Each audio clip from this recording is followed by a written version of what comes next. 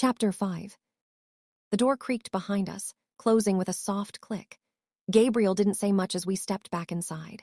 He seemed good like that, silent when it is needed and steady when things fell apart. He gave my shoulder a squeeze, his blue eyes searching mine with something that felt like an apology, not for his actions but the world's. Then he turned and drifted back to the room where his sister slept, like someone who hadn't faced the side of humans I had. I didn't expect Ares to be waiting. He leaned against the far wall, arms crossed over his chest, wings folded neatly behind him like he'd been waiting for hours. Watching, thinking. "You good?" he asked. Not casually, but carefully. I nodded once. It was a lie, and we both knew it. "Didn't mean for you to hear that," I spoke. My voice sounded hoarse, stripped down to the bone. Even before he said it, the rule was clear. We wouldn't exchange horror stories. There was no point to when everyone in the room had something haunting them. We carried it in our bones, in our scars, in the way we flinched at certain noises, or people laughing too loud in a certain way. But no one had laid it all bare until I did. I looked away, embarrassed. "I was talking to Abigail. I never even noticed you all came out." "Thessa." My name on his tongue stopped me cold, not scolding, not sharp, just real. "That wasn't a story you told. It was a wound, and we all heard it bleed." I couldn't look at him. My chest felt tight, and my wings itched with the awful crawling feeling of being seen clearly. "They took them," I whispered. Not really, but my body didn't know that. For days after, I couldn't fly, I couldn't even move them. He stepped closer, his boots soft against the wooden floor. I thought he'd say something comforting, but he just stood there, like he was waiting for permission to come any closer. "I didn't know it was that bad," he said, quieter now. "They always acted like we were resilient." "Resilience doesn't mean unbreakable." I gave a humorless laugh. He nodded slowly. "Yeah, I get that now." I risked a glance at him. His eyes weren't cold, not unreadable. He looked wrecked, for me, for the truth I admitted to. "It wasn't supposed to come out like that," I whispered. "Not in front of everyone, especially not you." "Why not me?" "Because I thought if you knew the truth, it'd change the way you saw me." "It did." My heart dropped. "It made me see you clearer," he added. "Not weaker." He took another step forward, slow and careful, like I was a bird with a broken wing that he didn't want to startle. "You think you're the only one who got carved open," he spoke. "We've all got horror stories under our tongues. I'm starting to think we were wrong to keep them hidden." I didn't answer. I couldn't. "You don't have to talk about it again," he mumbled. "But if you ever want someone to sit with you through the memories, sit, not fix, I'm here." I felt something hot stinging at my eyes again, not from embarrassment, but from the offer. "Thanks," I nodded slowly. He gave me a small smile, reaching out and brushed his fingers against mine. I made my way into my room, finding it empty. I squared my shoulders and made my way to the bathroom, throwing off my foliage and tear-stained clothes. I looked at myself in the mirror. Red and puffy was not my best look. My conversation with Ares made me feel slightly better, but the damage was already done. I turned the shower on, allowing the water to wash away the rest of my tension. If I knew anything, it was how much I would miss this bathroom. It was the nicest one I had ever seen. Not saying much, it was the first one I'd seen in a home, but it would still be a core memory. Sleep was the easiest part. Crying always lulled me to sleep. Probably the headache it caused, but I would sleep that off. The quiet hum of the espresso machine was the only sound in the kitchen. Abigail was already moving around in a hoodie that hung off of one shoulder, quietly making breakfast. She didn't look at me when I walked in, just a nod that let me know she saw me and didn't want to force words. I appreciated that. I poured a glass of water and leaned against the counter, throat dry, but I wasn't thirsty. A minute later, footsteps echoed down the hall. Light ones, familiar ones. Zeph padded in first, shirtless and smug, hair sticking into the air like it did when he forgot to dry it before sleeping. Lyra followed in a moment later, pulling his oversized shirt over her bare legs. They weren't exactly trying to hide it, not that anyone expected them to. Morning, lovebirds. Abigail muttered under her breath, sliding a plate of eggs on the counter. "Sleep was good," Zeph said through a yawn, stretching his arms up and smirking. "Real good." Lyra elbowed him without looking, already reaching out for coffee. She didn't blush, she never did. It was just Zeph who showed his affection like a dog wagging his tail. I turned around to the sink, trying to not roll my eyes. The hall creaked again, two sets of footsteps, this Ares and Demon. They entered the kitchen without fanfare, but I felt it. The shift. Ares' eyes landed on me for a second before he looked away. It looked like he hadn't slept much. Damp hair, faded t-shirt clinging to his frame. Demon trailed behind him, rubbing his face, muttering something about how this house was too damn quiet.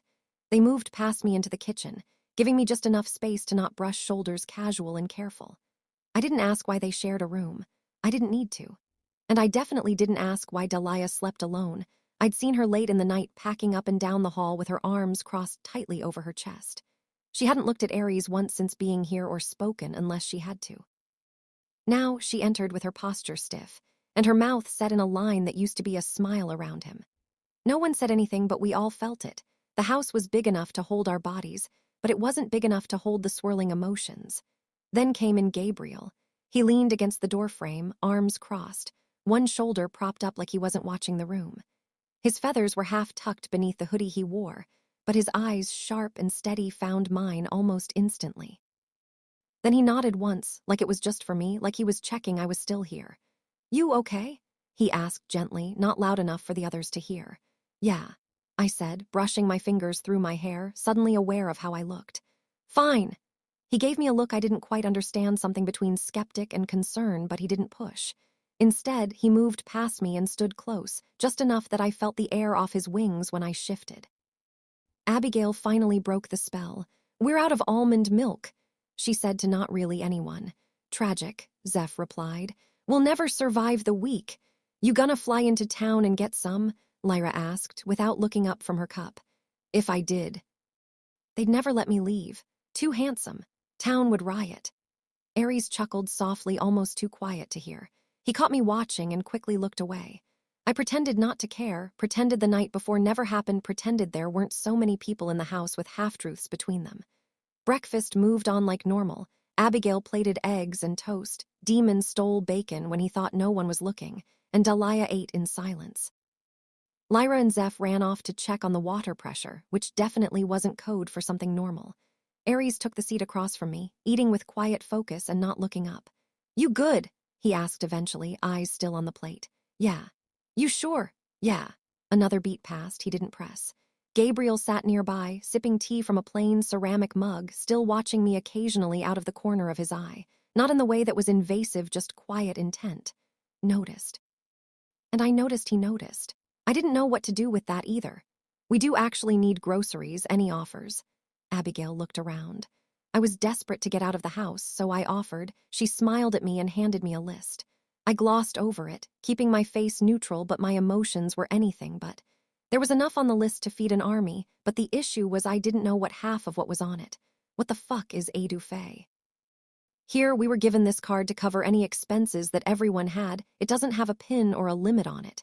She shoved the heavy black metal card into my hand. She took the list back and glossed over it again, thinking about something. "Brother, would you go with her? There's a lot on here, and it's way too much for her to fly back with. So, the car it is." She winked at me, and I blinked back confused. 10 minutes later, we were heading down the main road, sitting quietly and watching our surroundings. "So, what's the deal with you and Aries?" he asked suddenly. He never took his eyes off the road, but I could see tension in his knuckles. I sighed, shaking my head, quickly getting tired of people making assumptions. "Nothing, he's my leader and somewhat friend. I'm more interested in knowing why Delia is ignoring him so hard. They've clearly had history, but the tension is palpable." He relaxed slightly. Apparently, she was in love with him, but he didn't share the same feelings. She realized he used her for information during the escape and was looking forward to seeing him beat when you guys were recaptured. However, the plans changed, and her punishment was guarding him, hence the hesitancy to be friendly. He shrugged. "Did you know?" I asked. "Know what?" he replied. "How we were being treated." I whispered. "No, not until you told your truth." He gripped the wheel. We didn't say anything else until we got to the store. The 30-minute flight equaled a 2-hour car ride. I had a new appreciation for my wings. Cars were uncomfortable and slow. We decided to split up, dividing the list between us and looking for what we knew. It was more for my sake, but I was happy with my new selection that didn't include foie gras and saffron. Someone grabbed me roughly by the arm, causing me to drop the eggs I was inspecting. I turned to face the man, staring at him with confusion. "Lydio, you're not who I thought you were," the man said when our eyes locked. He looked to be in his mid-40s. A few gray hairs were littered in his facial hair. He apologized and walked away, leaving me slightly rattled as I collected the broken eggs and stuck them in the basket. My phone buzzed. I looked to find a message from Gabriel. "You good?" Who was that guy? Dunno, looking for someone named Lydia. How much is left on your list? Just the eggs and bread. Remind me not to shop for Abigail. This is excessive. 10-4, no more shopping trips, LOL. LOL, laugh out loud. Okay, I rolled my eyes, putting my phone back into my pocket. I appreciated the watchfulness. My anxiety had been horrid since we came in. What bothered me was not knowing the modern slang weight. How old was Gabriel? How old was anyone in the trio? I knew him and Abigail were at least 18. That's the lowest age you can join the military. Thanks, Google. 30 minutes of trying and failing to find the weird fancy bread Abigail wanted. I finally pulled out my phone. I called Gabriel, not wanting any more lingo that I didn't understand. Where is this stupid-ass ciabatta bread? I grumbled. I figured that's what you were stuck on. I have it in my cart. You can meet me at the register. Just stay on the phone so I can find you easier. I mumbled. Fuck this list. What's wrong? Regular sandwich bread. I made my way towards the front, grumbling to myself about the tastes of privilege. That's when something caught my eye. The man from earlier was down the aisle I was passing. I checked the number, then looked back at the man and who I assume was Lydia. There's a problem on aisle 6, come help. I said quietly into the phone. I'm coming, what's going on? He said, and I could almost hear his steps quickening. I'm not sure. I responded, before hanging up the call. I wanted to roll my eyes, but I focused on the problem. The man had his fist in her hair, whispering something aggressively in her face. I couldn't tune into it over the noise of the store, but I knew by how she was shaking she was crying. Gabriel came up just in time to see his fist meet her cheek, throwing her to the ground. We abandoned our carts at the same time, moving forward together in synchronized steps. Problem? Gabe asked, gesturing to the woman I was helping onto her feet. My wife and I were just having a small disagreement, nothing to concern yourselves with, he said, voice dripping with false sincerity. The anger behind his eyes told me otherwise, but the clenched fists at his sides were the biggest giveaway. I held her steady, beginning the silent, healing vibrations in the throat. She was shaking violently, her cheek bleeding where it split. He's not my husband, she whispered. Both of us heard it, and I grabbed her hand, using it as a ground to allow my power to seep into her. I could feel where it was flowing, and judging where she was healing, she had been assaulted recently. Husbands typically don't hit their wives in public, and judging by how you grabbed me earlier, I don't think you were so happy she slipped away. I pushed her behind me, keeping the contact so I knew when to pull back to ease suspicion.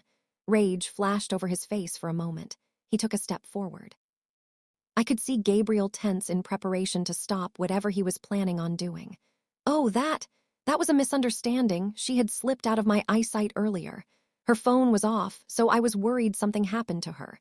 You never know what kind of people are running around these days. She's safer next to me. He was starting to turn slightly red. Well, I think she's going to be safer with us now, at least until you've calmed down. I turned my back to him, starting to slightly push Lydia in the opposite direction. I felt a slight tug on my hair, turning to see Gabriel had grabbed the man by the throat. His hand was still stretched out to me, and a few strands were gathered in the center of his palm. Now you've messed up, friend. You don't attack people who have protection with them, true protection anyway, Gabriel growled. His knuckles met the man's jaw, sending him spinning to the ground.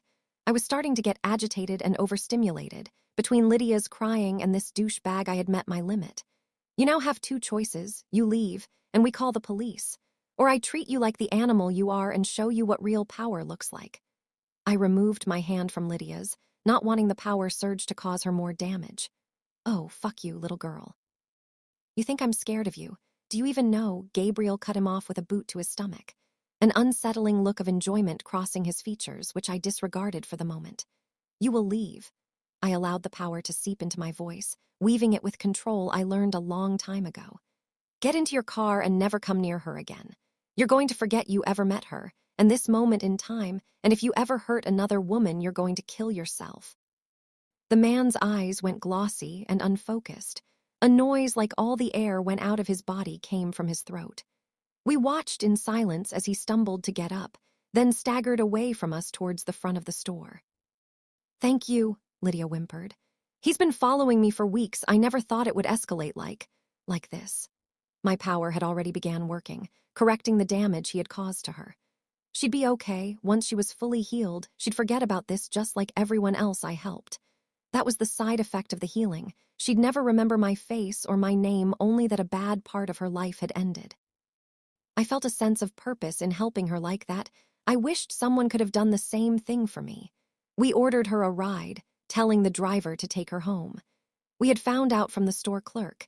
She had been a missing person for weeks. I didn't let the tears fall, but I knew in my heart I had saved someone from suffering even more. 1,200 on groceries. I blew out getting into the car. I had to admit I was drained from the whole thing. People were not my strong suit. The cops had a lot of questions, most left unanswered because we didn't ask the right questions apparently. Then the cashier dropping the price bomb on us. Luckily, Gabriel had been grabbing coupons. We had saved $300. It was originally $1,500. He laughed humorlessly, nodding in disbelief as we sat in the AC for a moment. That was almost half a paycheck for a few groceries. I don't even want to know what Abby does in her free time or how much she spends. He shuddered. Thankfully, Icarus is bankrolling us for a while. I would say she only bought so much because of that, but she eats like this at home too. You make $3,000 a month. I eyed him incredulously. No, I make $3,200 a week. He smirked at me. My phone buzzed 5 minutes from the house. I checked it, surprised to see Lyra's name pop up. Can we talk when you get home? Why? Just please. I guess. Thanks. Everything okay? Gabriel asked. You're shaking.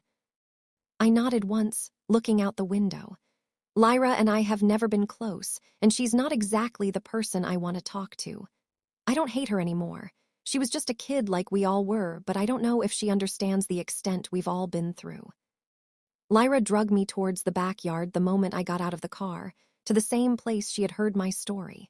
I felt uncomfortable sitting on the same chair, but I'd give her the benefit of the doubt. She had told everyone to stay inside, keeping our conversation mostly private unless they tuned in. She took a couple moments before speaking, and I contemplated getting up and walking away. I used to think you hated me. Now I know you did, and I get it. You never said it out loud, but there were always signs in the way you looked at me. Like I had something you didn't like, I chose it. But Thessa, I didn't ask for any of it. I didn't know what they were doing to you at Icarus, to Ares, to Zeph, to Demon. I didn't know the extent of it. They kept us apart a lot more than you remember. They gave me my own schedule, my own training room. I wasn't allowed to eat with you guys. Said I was on a different regimen. At the time, I thought it was because I was doing well. I didn't realize what they were keeping me from. But it wasn't good what I had. It just looked like it. Yeah, I wasn't in a cage, but I wasn't free. I had to be perfect always, smile at the right time, say the right words, perform exactly how they expected, no deviation. If I messed up, they didn't punish me the way they punished you, but they'd look at me like I was broken, like a machine that stopped working. Do you know what it's like to be treated like you're not allowed to be human? I remember once I cried in the middle of flight calibration. Just one tear. I don't even know why it happened. It wasn't fear or pain. I think I was just tired, overstimulated. Virio saw it. She stopped everything, told me to go to reflection mode. That's what they called isolation. They didn't yell, they didn't hit me, but they didn't talk to me for 3 days. No words, just silence and observation. And Thessa, that silence, it made me feel like I didn't exist. And that's the part I think no one ever sees. Yeah, I wasn't bleeding, but I wasn't living either. You all got the violence. I got the pressure. I wasn't built for that either. So maybe you think I don't deserve to hurt or to talk about it, but I do. And I want to, especially with you, if you'll let me. She was teary-eyed and looking at me with so much hope. I wanted to be kind. I did. But something in me coiled the second she said, I wasn't free either. I stayed quiet for a second, teeth pressed to the inside of my cheek. My fingers were clenched so tight in the sleeves of my sweatshirt, the fabric twisted. I told myself to breathe, to listen, because I was trying not to snap at someone who'd never raised a hand against me, trying not to become the version of me they warned everyone about. But the words came out like stone anyway. You had a skylight. I didn't mean for it to come out like that, sharp, low, ugly. But once it was out, I couldn't stop. You had warm meals, blankets, they gave you clean clothes, they called you by your name. I turned to her then, slowly, because if I moved too fast, I wasn't sure what I'd do. I used to watch you float above the yard like you didn't know what the rest of us were crawling through. And maybe you didn't. Maybe that's not your fault. But you don't get to sit here and tell me your silence was the same as what they did to us. You don't get to compare being ignored to being experimented on like a broken animal. I saw her flinch, just slightly. But I didn't feel bad, not yet. I had to learn not to scream, I said, because they didn't stop when I did. They stopped when they got bored, or when I passed out, or when someone else acted up worse than me and took the spotlight for a while. My throat tightened. The words started catching there, right at the edge of a memory I didn't want to pull open again. You didn't live in fear, Lyra. You lived in pressure. And yeah, that sucks. I'm not saying it doesn't. But if you're going to talk to me about it, don't expect me to nod along like we were in the same cage. I swallowed hard. We weren't even in the same building. But then I saw her eyes, really looked. She wasn't arguing. She wasn't defending herself, just listening, and that's what made it harder. Because anger is easier when someone fights back. I exhaled, long and slow, pulling the heat back into my chest before it burned her too deep. I'm not saying don't talk to me, I said, softer now. I'm saying know the difference between what happened to you and what happened to the rest of us. I let the words settle in the air between us. Didn't apologize, not yet, maybe not ever. But I stayed. And maybe that counted for something. Chapter 6. It always starts like this. Silence, long and stretched out like a pulled muscle. Zeph flipping that damn pen over his knuckles again. Demon lying across the couch like the world already exhausted him.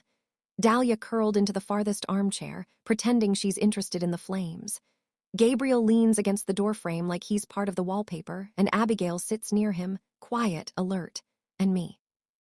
I'm sitting too close to the fire, arms around my knees, trying not to let the warmth soften anything I can't afford to unravel. Then Ares speaks, calm but sharp. What's the worst thing they did to you? Just like that. No warning, no wind-up. Like he dropped a knife in the middle of the room and wanted to see who bled first. Zeph stops flipping the pen. It hits the floor with a dull clack. No one moves to pick it up. I glance up at Ares. He's not looking at me. He's staring into the fire like the answer's in there. I know that tone. Too flat. That's not strength, that's someone holding something back with both hands. No one answers until Zeph laughs, a little, but there's no humor in it. Which time you'll have to be more specific, he mumbles bitterly. I mean it. We've all been dancing around it, might as well say it. Ares ran his hand through his hair. Not supposed to talk about it, Demon said quietly. His damn rule and the one left unspoken. We're allowed to scream in our sleep, to flinch when the wrong word gets said, but talking, no one does that. Yeah, well, maybe it's time to break the rule. Ares sighed. Zeph shifts forward, arms draped over his knees. They made me blind for 3 weeks, locked me in a chamber with no light, just cold air and static. They said it was a test on perception thresholds, but I started hearing things.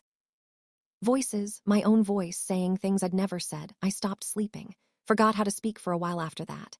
He looks down, not ashamed, just tired. They said I came out stronger, I came out fractured. Gabriel stirs at the wall but says nothing. His eyes flick to Zeph and then to me. They told me I was too loud, that birds communicate in frequencies, not noise, so they put a device in my throat. Every time I raised my voice, it burned. I learned to whisper before I learned to read. I didn't speak for 2 years, Demon said softly. Abigail shifts beside her brother, pressing her knuckles to her mouth. Dahlia's gone still, but her fingers curl into the armrest. And then they all look at me. I hate that they do. I hate that this circle of confessions needs mine to be complete, but before I can speak, Ares does. They made me the monster. Everyone turns to him. I was the one they trusted. The one who got food before the rest of you. I thought it meant I was doing well. That if I listened, followed orders, they'd treat you better. He looks at me. But I was just making it easier for them. I held you down, Thessa. I remember your screams. I thought I was helping. The silence that follows is a kind of violence. My throat tightens, but I don't say anything. Not yet. No one speaks for a long time. The air is thick, like breathing through syrup. Eris's confession hangs there, festering. I can feel it sinking into the walls of this too-perfect mansion. The fire crackles, soft and oblivious. No one moves until Zeph clears his throat. I used to blame you, Thessa, for being so quiet, for not fighting harder. He's not looking at me, just twisting a string on the hem of his sleeve. We were in the same room once. That observation bay with the gas and the electrodes. You didn't scream, I thought. I thought it meant you were one of them, that you didn't care. I didn't know you were already too broken to make a sound. He swallows. I know now. And I'm sorry. His voice is a rasp. I look at him and he does look sorry, not the kind you say because it's expected, but the kind you carry like a scar. I nod. Not forgiveness, not yet, just acknowledgement. We're not here for absolution, we're here for exposure, for bleeding out. They told me if I reported what was happening to you, they'd cut off your wings. Everyone turns. Dahlia rarely speaks unless she has to. She leans forward, elbows on knees. So I didn't. I kept my mouth shut. I pretended not to see the bruises. I filed the reports like they told me to. I even lied to Virio once. Told her you were progressing fine. I thought I was keeping you alive. But I was just helping them kill you slowly. Her voice wavers at the end. I'm sorry, Thessa, truly. I don't know what to say. I just stare at the fire. Let it fill in the silence I can't find words for. You don't have to say anything, Abigail says gently. She's sitting close enough that I can feel her warmth, but she doesn't touch me. Sometimes silence is survival. Gabriel nods beside her, unreadable. There's understanding in his stillness, the kind you don't earn unless you've been through your own hell, but he keeps it to himself. Then there's just Demon left. He hasn't said a word. He's staring into the corner of the room, jaw tight, breathing like it hurts to do it. He finally speaks. I was 15 when they put me in that room with you. The world stops. I was 15, they moved me into isolation for 2 weeks. No lights, no food unless I answered questions right, no sleep, just voices through the speaker every hour telling me what they were going to do if I didn't obey. He swallows. His hands are shaking. Then they brought me into the sim room. I didn't know you'd be there. I didn't know it was going to be you. He finally looks at me. Thessa, I begged them. I begged them not to make me. He stops. But they said if I didn't, they'd bring someone else in, someone worse. They showed me footage, real footage, of what they'd done to the others, and they said you'd be next if I didn't cooperate. His voice falters. He shakes his head like he's trying to snap himself out of it. I did what they told me. You were screaming. But I wasn't supposed to hear it. They played white noise in my ear. I only caught pieces. I just remember the look in your eyes. His eyes glass over. You looked like you didn't know me, and I didn't know myself either. He leans forward now, elbows digging into his knees, face hidden in his hands. I don't even, it's all flashes, crying, your wings thrashing, blood, my own voice saying I'm sorry over and over again, like that was supposed to make it better.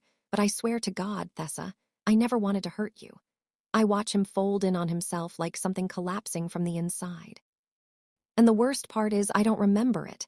Not really, I've tried to. Sometimes it's just screams. Other times it's his voice, broken and repeating, they're making me.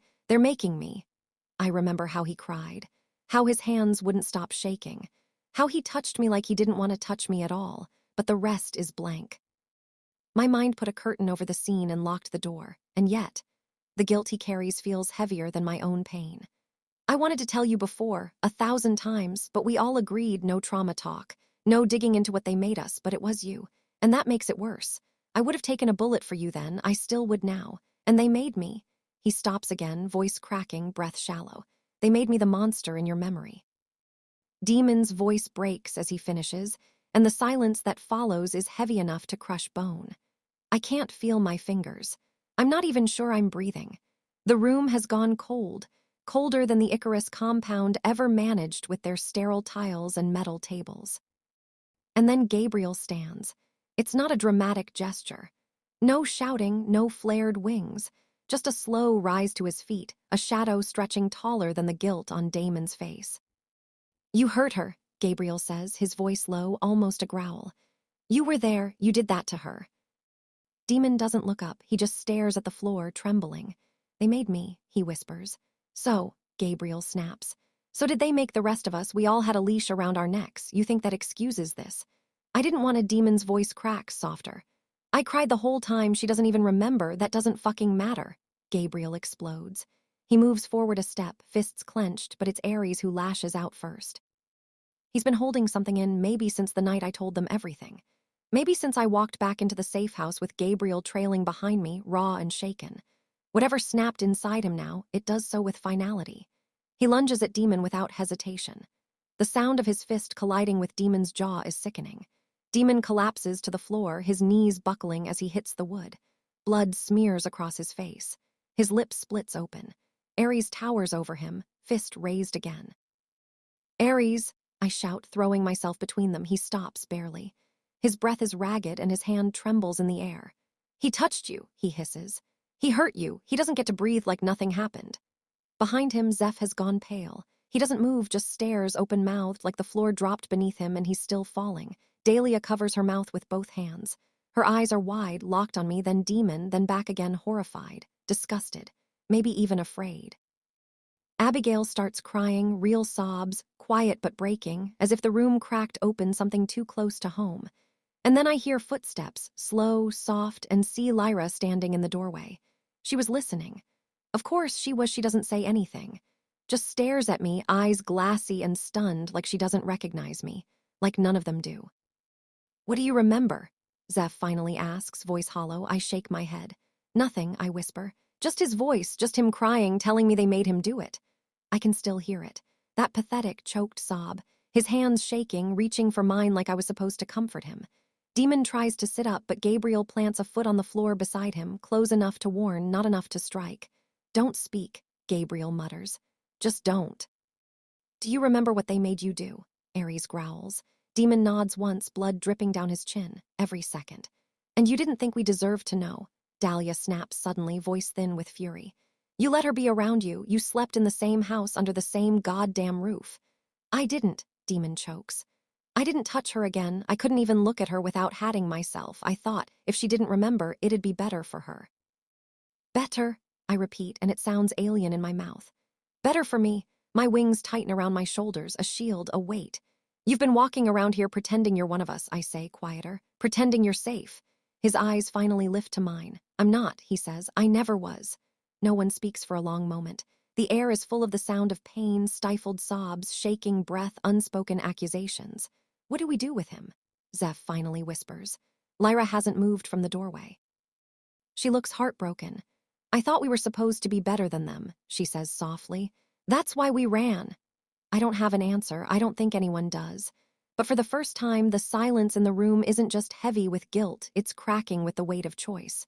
We can't undo the past. We can't unmake the horrors of Icarus. But maybe, just maybe, we can stop repeating them.